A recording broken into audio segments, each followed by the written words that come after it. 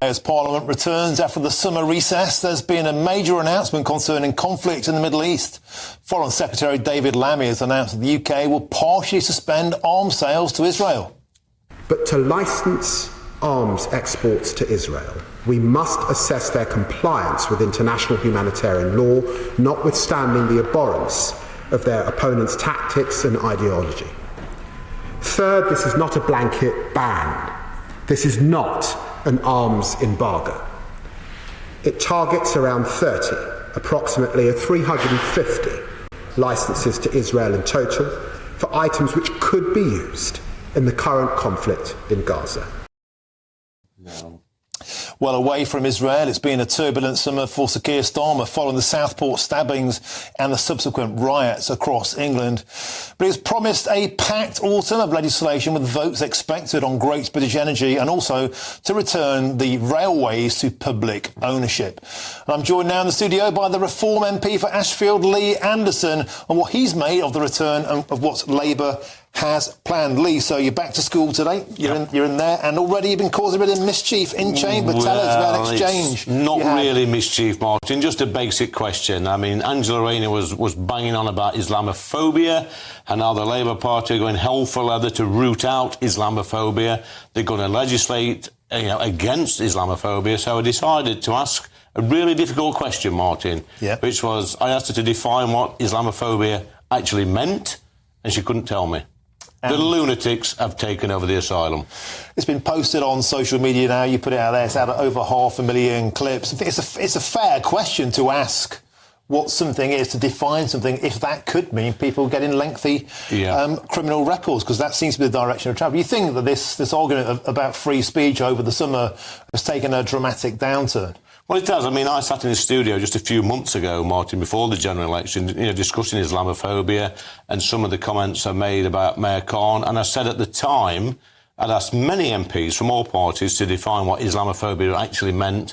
Nobody can tell you. Yet they're going to legislate against something that they don't know what it is. It's absolute madness. And in terms of, you've been talking a lot over the summer about the riots and two-tier policing, two-tier justice. And Lee, you can share with us today, you've had some harrowing abuse yourself, and some of that has culminated in some legal action. Yeah, well, I mean, I've had 2 cases go to court recently, not been able to speak about them openly, obviously because there was live cases. But I had one particular case last year where I was getting death threats every half an hour on the telephone from some lunatic. But the police managed to track her down. She went to court. I think she got 50 quid compensation she had to pay me for threatening to kill me.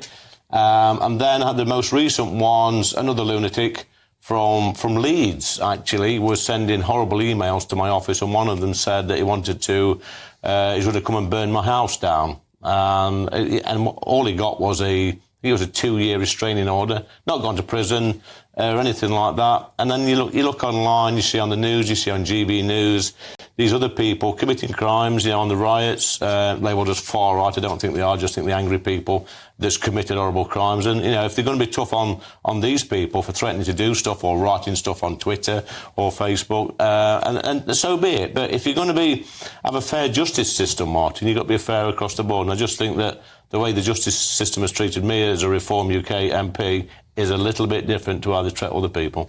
Do you think that's a fair thing to say? For example, Nigel Farage, when he was attacked recently, it was a suspended sentence there, 6 weeks in prison, suspended for 12 months. But when Ed Miliband received another lambastable, grotesque verbal threat, I'm going to slit your throat, that individual was jailed for 3 years. Now, we hear a lot about two-tier justice, two-tier policing. Do you think from what you've experienced, there could be something to that? Well, there is, definitely. I mean, it's horrible what was said to Ed Miliband. Make no bones about that at all. But this is not uncommon. These sort of threats you get on social media, through emails. I think what the British public want to see and what we want to see in Parliament is fairness in the justice system. And it just seems at the moment that Sir Keir Starmer is controlling what happens in the judiciary, and he shouldn't. He's elected same as me. We should let the justice system get on with it without fear or favour from parliamentarians. Yes, we make the laws, we decide that. But at the end of the day, we make the laws. It's up to the justice system to make sure that they're done fairly. And there was a robust and a very quick response to those riots. To be fair, it did end the riots pretty sharpish. So whether you agree with the methods or not, it did stop the riots. Martin, you stood on Parliament Square a few months back when they were shining from the rivers to the sea on the Elizabeth Tower. You actually highlighted this to the police on duty on that night, and they did absolutely nothing. Nothing. That is two-tier policing. Yeah, and also when I went to report on another demonstration at the Cenotaph, the Enough is Enough one, I was actually handcuffed momentarily for doing precisely the same job. So you could argue I got a sniff of that too. I want to talk about some polling that's out. Of course, Sir Keir Starmer's popularity, his personal popularity has plummeted since elected 2 months ago. He's gone down now to -11, a drop of 27 points. Meanwhile, the Reform Party in a poll out today, you've gone up 5%, now 19%. Labour Party, beg your pardon, has dropped 4%. But do you think that what's been going on, Lee, you'd expect a bit more of an uptick than 5% for Reform at the moment? Well, not really, Martin. I mean, you see, Sir Keir Starmer, his popularity is plummeting. It's actually his birthday today, or so they say, but he'll probably U-turn on that and deny it's his birthday today on the 2nd of September. But no, 5%, we're going in the right direction. We're going in the right direction, Martin. We had more councillors join us this week. We're up in the opinion polls. There are more councillors contacting us, or contacting me by the day, want to come over. You get ready for next May, the council elections. I'm telling you, I've told you before, we're going to sweep the board next May. Do you think that's a fair thing to say? I mean, there's a lot of rhetoric, 4 million votes, only precipitated 5 seats. Do you have the organisational prowess to make any of this count, or is Reform just a protest vote? No, it's not a protest vote, Martin. We are currently democratising the party. We're getting structures in place. We've got a template for each constituency, to get the rules in place for setting up branches. We're going to have treasurers, secretaries, organisers. This is all happening. We've got an army of people out there that want to get involved, that want to help us, with the local elections next year, and ultimately the general election in 2029. So we're a new party. We're a start-up party. But we've got to start somewhere. What kind of things are voters telling you at the moment when you go out on the streets? What kind of things are they saying? Well, I was out Saturday morning in my constituency, just in a cafe. I always go every Saturday morning, sit and have a cup of tea and a bacon cob and listen to all the old dears that come in. And the winter fuel payment they're furious about that. They're absolutely furious. Should there be a debate about this in the Commons now? There should be a vote on it. Yeah. I mean, that would be interesting. Hopefully we can get an opposition day debate on the winter fuel payment at some stage. I'm no doubt the Labour Party will try and kick it into the long grass. But there was been no debate about this. It wasn't in their manifesto. They found this imaginary black hole of 22 billion quid. And I tell you what, they've really upset millions of pensioners across this country. And I'm sorry, Sir Keir Starmer blatantly lied over this. He's been dishonest. He's been deceitful. Well, imagine if the Reform Party or the Conservative Party had made this decision. They'd have been up in arms, Martin. Well, there had been a position from Sir Keir Starmer a couple of years ago about saying the Labour Party would always defend the winter fuel payment. But, of course, the country's in difficult circumstances financially. There's got to be some sacrifices, right? But you're saying the winter fuel allowance, that shouldn't have been cut. Yeah, but Martin, we're sending money abroad, about 11, 12 billion pound a year is going abroad to help people on their crazy net zero journeys as well. We've got illegal migration costing us billions of pounds a year, and our poor old pensioners that's worked all their lives, many of them doing difficult jobs, not got a big state pension. And if they're just over that threshold, maybe they've got a small, occupational pension, they're 10, 20 quid a week above the pension credit limit, then they lose 300 quid a year. It's criminal. How can I explain to my constituents that people are coming over on small boats, we're picking them up, we're putting them in hotels, we're spending about 40 grand a year on these illegal migrants who have no right to be here. That's all right, Mrs. Jones, you 90-year-old person who's worked all your life. We're going to take your winter fuel payment off you. It's an absolute disgrace, and this country should be ashamed of itself. There's a leadership contest going on at the moment with your old party. Two candidates declared today, Kemi Badenoch and James Cleverly. Who would you like to see as the leader of the Conservative Party? Nigel Farage. There you go.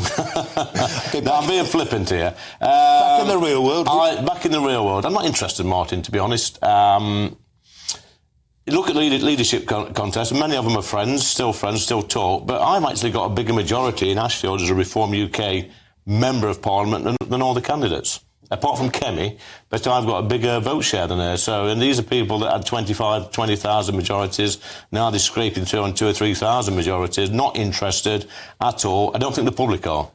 OK, so Lee, you've mentioned a few councillors flashing their garters to you about maybe hopping over. People are still interested. Are there any disposed Conservative former MPs who you think should jump into bed with Nigel Farage and yourself? Well, that's up to them, Martin. I have conversations with some of my old Tory colleagues, the ones that's lost their seats anyway, on a regular basis. You know, they're incredibly loyal people to the party. I think they want to fight back at the next election. For me, I think the Tory party, who, by the way, I'm not going to diss them because it was incredibly good to me until the end. I just think they're toast. And I think whichever leader they get at the moment, they're still not in touch with the British public. And Parliament's not. I mean, I've been sat in the chamber today and some of the nonsense here coming out, Martin, that place does not represent the country at all. How can we still be in that position? Like we've been saying, votes have been saying for many, many years, certainly since the Brexit referendum, that Parliament needs to be more representative of the working because classes. It's a stitch-up, Martin. Saying that's still not happening. It's a stitch-up. It's a monopoly. It's a monopoly between two main parties, and either the Labour Party or the Conservative Party are always going to be in power. So they've got that monopoly. And once they're elected, these MPs get there, not all of them, but a lot of them think they know best. They dictate to their constituents, try to tell them how to live their lives, when really they should be listening to their constituents and doing what they... Politics is simple. Listen to your constituents at the weekend when you go home, come back to that place on a Monday morning and do what they say. You think part of the problem the Reform Party has, though, is that when it comes to elections, people tend to revert back to the two big parties. They might sort of tap dance around with a party like Reform, but when it comes down to the 2029, people seem to have short memories. They might just flip back to the Conservatives again. Is that a real problem for the Reform Party? I think they have had in the past, Martin, but you can only push somebody so far. If you keep poking someone and pushing them, eventually they'll flip and they'll say to themselves, what have I got to lose? Because most people go to the ballot box every 4 or 5 years. They want to put the cross there on the paper and forget about it, and hopefully the governing party will do their job. But for the past, since I can remember, the political parties that's won elections have completely ignored the electorate and gone against their wishes. So, people are angry, they're more nimble in how they vote these days, and they will punish you at the ballot box. OK, thank you very much. That's the MP for Ashfield, Lee Anderson for the Reform Party. Thank you very much for joining me on this first day back at school.